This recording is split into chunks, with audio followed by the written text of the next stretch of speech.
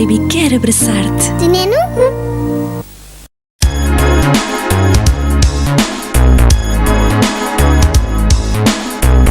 Software piracy is a big part of the internet culture. As more and more people got their hands on personal computers, the demand for computer software would only grow. And usually it was quite pricey, so for someone to get a working copy of Photoshop or necessary office products, you would need to spend a hefty amount of money to get those. Some people just did not want to deal with all that, so it would eventually lead to this being created. This is KeyGen. The name is pretty self-explanatory. What this kind of program does is that it generates an activation key for a software that you need. And it was one of the most popular tools of the time when people had to use keys as a way to get to the other side of the paywall and access their software. Though in the recent times, KeyGen's relevance has declined. But one thing was for certain. This period of software piracy left a huge mark on the internet culture. And you probably know what I'm talking about.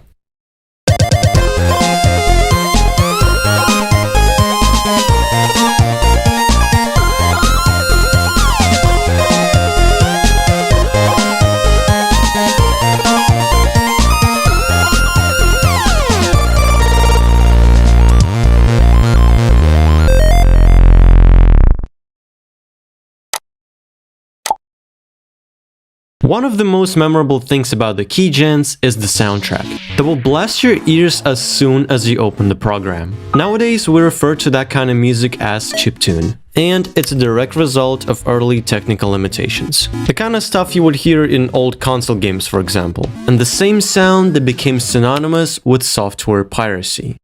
But how did it even end up that way?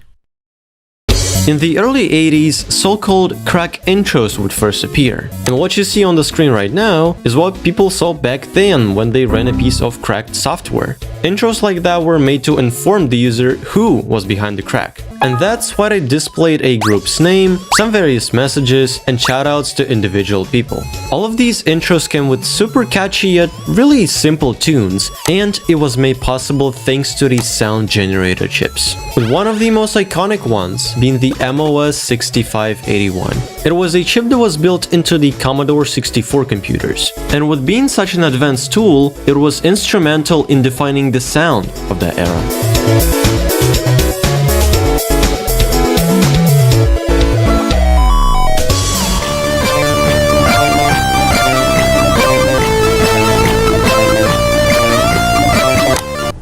Inspired by the unique concept of crack intros, a whole new digital art subculture called demo scene would emerge. Demo scene is a completely separate community not involved with software cracking. Instead, people were just showing off their programming and artistic abilities to make so-called demos. These are audiovisual demonstrations of anything and everything that could come to an artist's mind. And as technology progressed, the demos would become much more advanced and fascinating. There are websites like, what? Where you can look at thousands upon thousands of beautiful demos, like Second Reality by Future Crew, a demo that was made in 1993 and has been considered as one of the best ones of its time. It was a parade of many different scenes, with each one of them showing just how far you could go with this kind of hardware. And of course, the whole thing was accompanied by a really energetic soundtrack made by then 17-year-old Purple Motion. In order to make it, their own music software called Scream Tracker was used. And this is basically how it looks. You might ask, what am I even looking at? Well, it's a software that would go on to become a key part of demo scene history, also known as a tracker.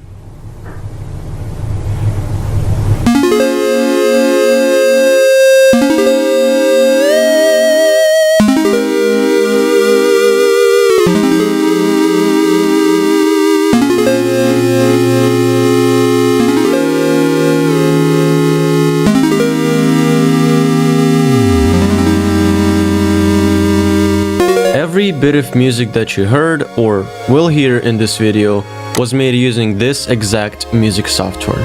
And before we talk about how this odd-looking thing became so popular among the music artists, it's pretty interesting to see where it all began.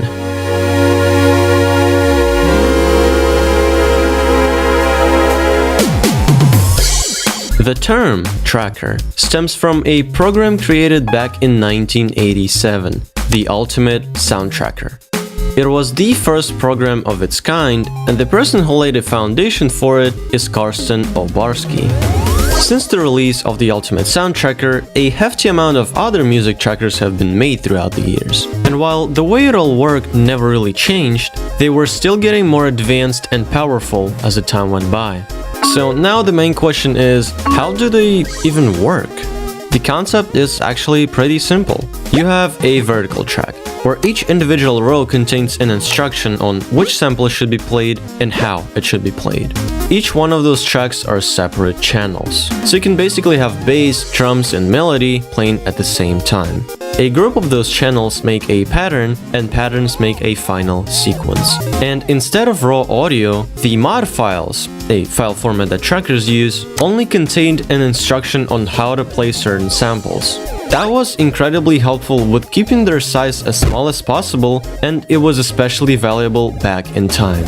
And that's why trackers were such a big thing in the demo scene community, helping people to make awesome music while working within brutal technical limits. However, the demo scene wasn't the only community that embraced this style of music production. Remember where the demo scene came from. The cracking scene never ceased to exist, and by having really close ties with each other, the way they created things and saw their culture were pretty much the same. Same tools, same distinguishable art style, all of this was shared between both of those at the first glance different communities. That's why you can observe Where's groups, basically what you would name a group that is involved in software piracy, actually being a demo group as well. Someone like Razer 1911, a group that is well known for cracking numerous games, from the age of Commodore 64 all the way up to the most modern ones like Red Dead Redemption 2. But that's not the only thing that we're famous for, because the artsy nature of this group also played a huge role in its popularity. The list of their creations goes on, from simple crack intros to full-blown demos. And that's what they passionately did for almost 40 years since their inception in 1985. You can even see the resemblance between what these groups do nowadays and something that was made years and years ago. It was this recognizable art style that would eventually become a signature of software piracy culture. And in case of new tools like keygens or patchers, it was no exception. In fact, these very programs served as a primary way this culture was shared throughout the internet.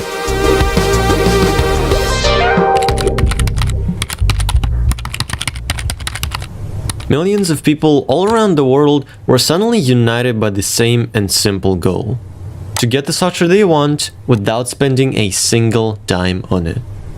And each one of those in need was then presented with a program named keygen.exe that will play some nice tune while they're doing their very illegal shenanigans. The tune that would usually have no attribution whatsoever, and to a typical user it would only be known as that Sony Vegas Pro keygen music. Which is a pretty interesting observation, because the truth is, this kind of music was never meant to be either sold or be able to generate an income in any way. It was just art made for the sake of art. And that level of authenticity is what gave it its charm. Think about, they were just given a free copy of, I don't know, After Effects by complete strangers on the internet that don't want nothing in return. You don't know anything about them, not even the people who made this music that you're listening to. And this whole veil of anonymity was what brought it that magic. So if you ever wanted to find an exact track you heard years ago, or just find some new ones, make sure you visit keygenmusic.tk. It's a website that serves as an ultimate archive of music pulled from various keygens, and in most cases you'll finally get to see who actually made it.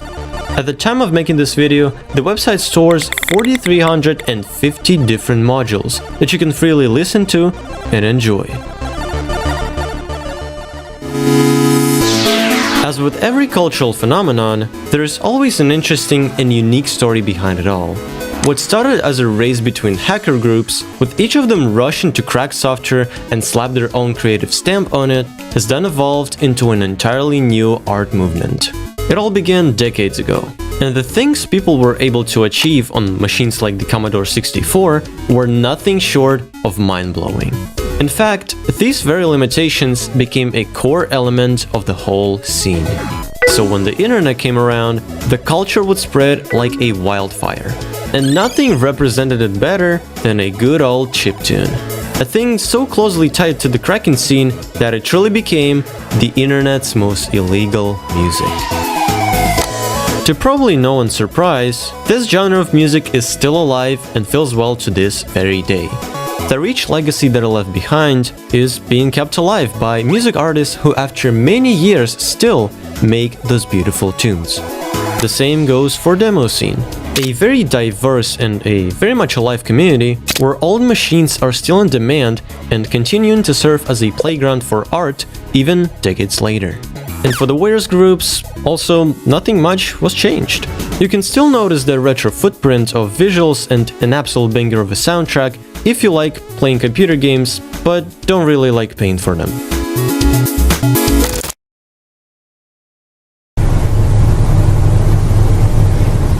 Thank you so much for watching this video.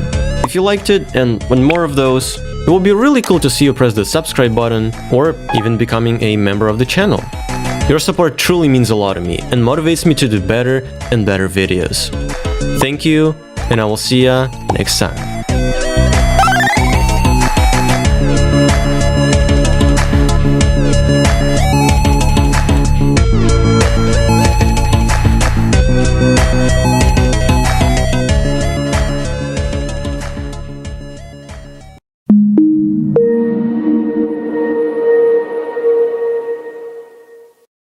Yes, and may we never see Windows End cycle again! Hooray!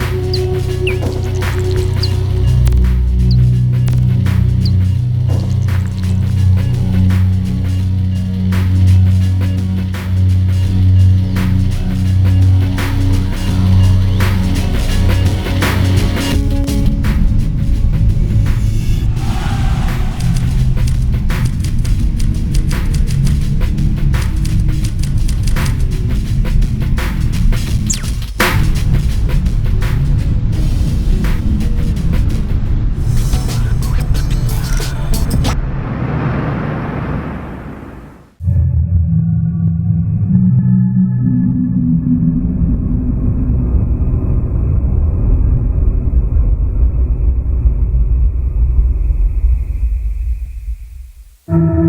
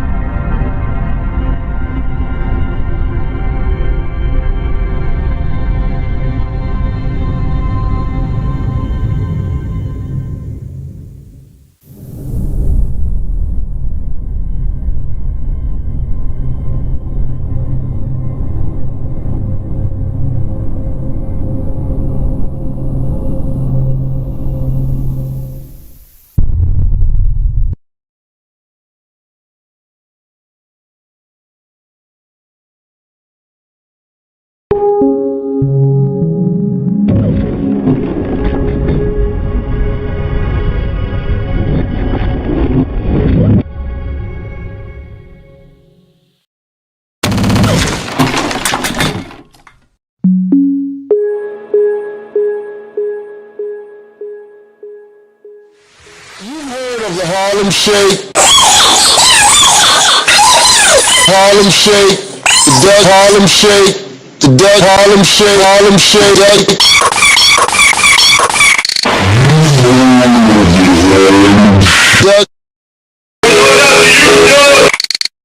When the kids buck